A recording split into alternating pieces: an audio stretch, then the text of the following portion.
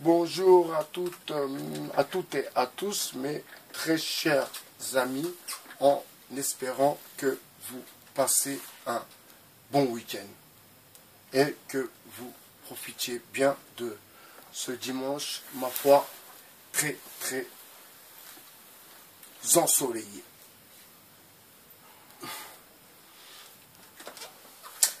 Alors, la vidéo sur TikTok et les autres, si vous voulez, a été pour clôturer ce débat stérile, ce débat qui nous apporte rien, à l'un comme l'autre des deux côtés, mais qui apporte à ceux qui ne veulent pas que l'on soit unis et que l'on soit ensemble. Donc, voilà la raison, si vous voulez, pour laquelle c'est pas que je ne lâche pas l'affaire, c'est pas que je veux mettre un peu plus de clarté dans cette affaire, mais je veux juste leur faire comprendre à eux que nous avons bien démasqué tout leur cinéma.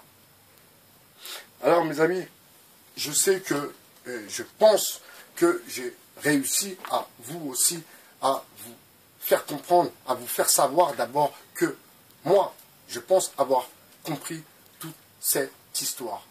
Et quand je parle avec mes amis du 2.0 et qu'on s'étend un peu sur cette histoire, eh bien, si j'ai fait cette vidéo et si je viens ici valider, si vous voulez, cette vidéo, c'est que nous sommes presque d'accord, parce qu'il y en a qui se posent quand même encore la question et qui ne veulent pas rentrer dans l'accusation, mais il faut quand même se rendre à l'évidence.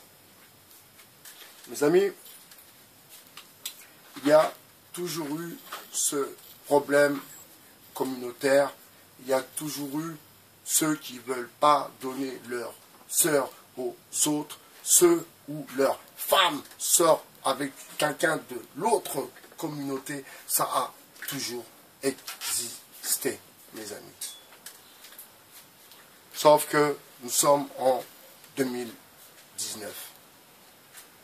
Et que, aujourd'hui, avoir des discours aussi simplistes, aussi bidons, eh bien, je trouve que c'est bien bas et ridicule de notre part. Et que, normalement, nous devrions élever le débat, ma foi, un peu plus haut. Et, vous voyez, ce genre d'histoire, ce genre d'agent, si vous voulez, vient faire en sorte que nous élevions pas le débat un peu plus haut. Et que nous restions dans nos histoires de communauté. C'est comme les histoires inter-quartiers, les histoires inter-villages, quartier avec les mecs du village, les mecs de la campagne avec les mecs de la ville, ce qui a toujours existé. À présent, nous sommes dans un bouleversement politique. Regardez, t'as entendu, sinistré en fait en Chine. En Chine, la population commence, c'est grave, la population commence à se révolter contre le gouvernement. Vous voyez, la population en Chine, la population commence à se révolter contre le gouvernement. Quelque chose qu'on n'aurait même pas pu penser il y a, je ne sais pas, quelques années, pour ne pas dire quelques mois. En Chine, la population commence à se rebeller. Vous voyez? Encore une histoire de démocratie, d'indépendance. Vous voyez? Encore un logiciel occidental, si vous voulez, qui vient polluer le reste du monde. Alors, pour en revenir aux Gilets jaunes et aussi pour clôturer cette histoire, et pour revenir sur ces révolutions colorées, dont une partie des Français ne savaient pas, avant les Gilets jaunes, que des révolutions colorées avaient existé au Burkina Faso, au Brésil, d'autres pays encore. Il y a eu beaucoup de révolutions colorées, et avant les Gilets jaunes, c'était en Europe de l'Est avec la révolution orange. Et toutes ces révolutions, en fait, sont financées par l'Amérique qui veut déstabiliser les États et qui veut tuer les nations. De toute façon, c'est quelque chose qui se disent entre eux, et là, pour le coup, ceux qui ont des ficelles autour d'eux, c'est ce qu'ils veulent. D'ailleurs, Bernard lui-même, Bernard-Henri Lévy, l'a dit lui-même. On en a marre de ces nations, il faut tuer ces nations, le coq, il faut tuer le coq gaulois. Ce sont ses propos. Donc vous voyez, ils ne veulent plus des nations. Ils veulent d'une religion, d'une seule religion, cette religion basée sur le consumérisme, cette religion basée sur la musique, les clips, sur la consommation à outrance, mes chers amis.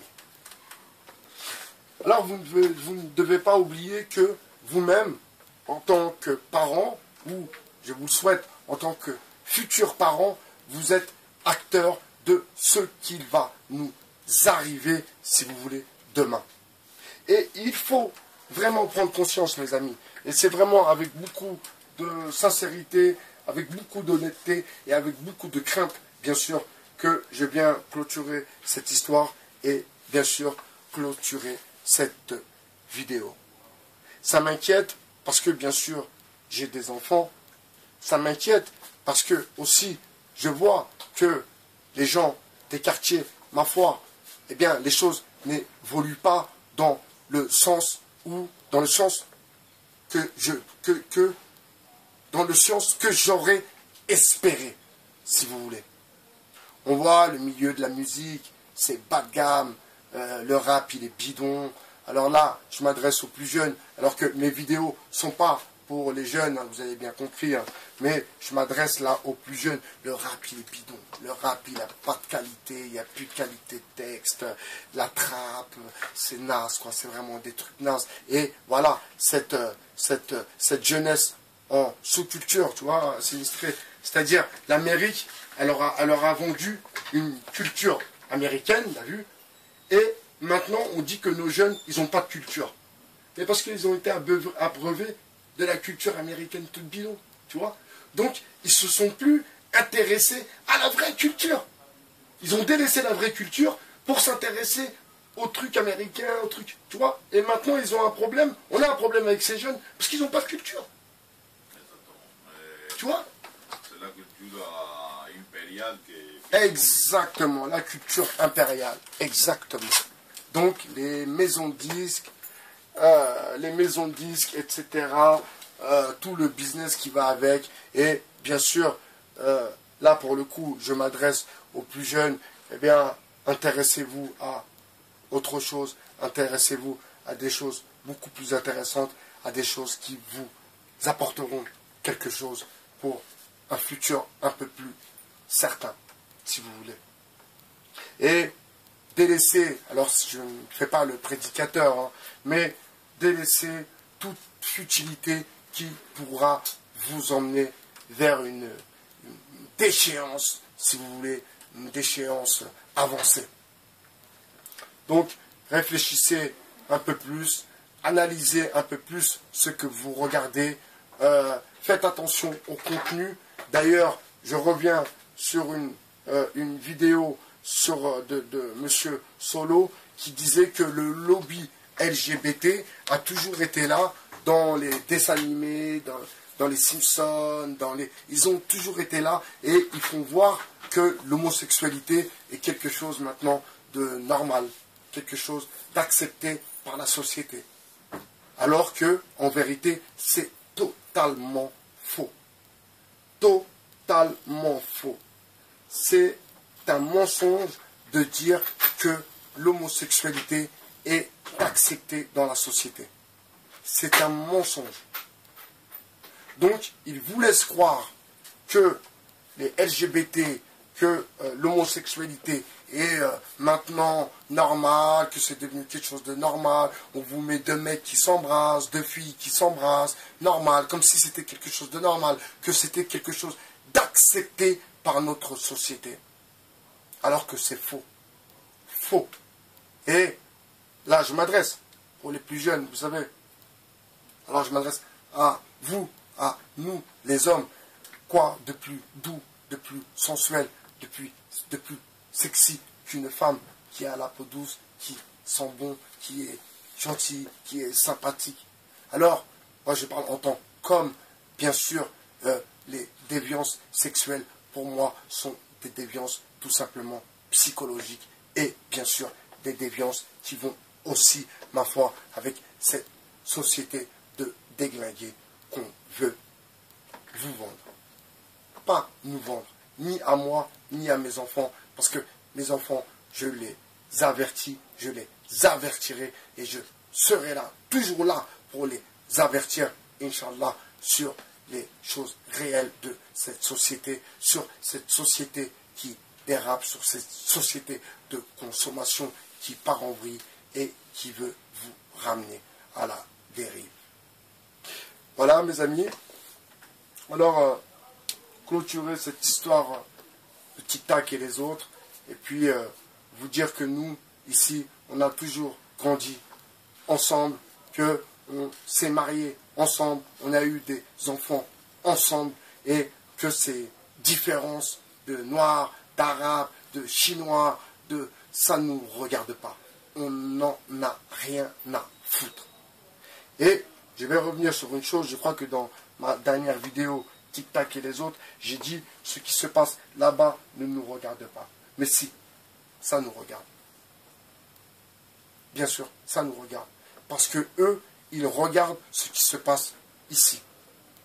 Et parfois, là-bas, ils se comparent ou se comportent avec ce qu'ils voient ici. Vous comprenez?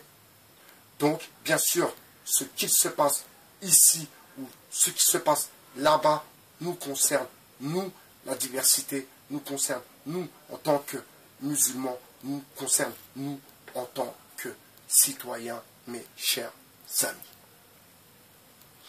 Alors, un petit hommage à ce jeune et revenir sur cette histoire aussi pour, si vous voulez, un peu plus enfoncer le ministre de l'Intérieur. Bien sûr, il donne l'autorisation, alors ce n'est pas lui directement, mais bien sûr que je pense qu'on l'a consulté d'une manière ou d'une autre. Alors même si c'est sa hiérarchie en dessous, on a quand même consulté un préfet pour savoir quoi faire.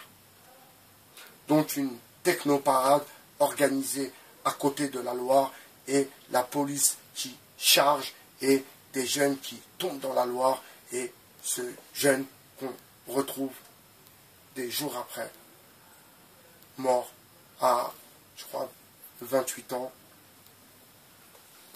Et vous savez, Code 2.0, et vous savez que moi, personnellement, les injustices me touchent personnellement et je sais qu'elles vous touchent, vous aussi.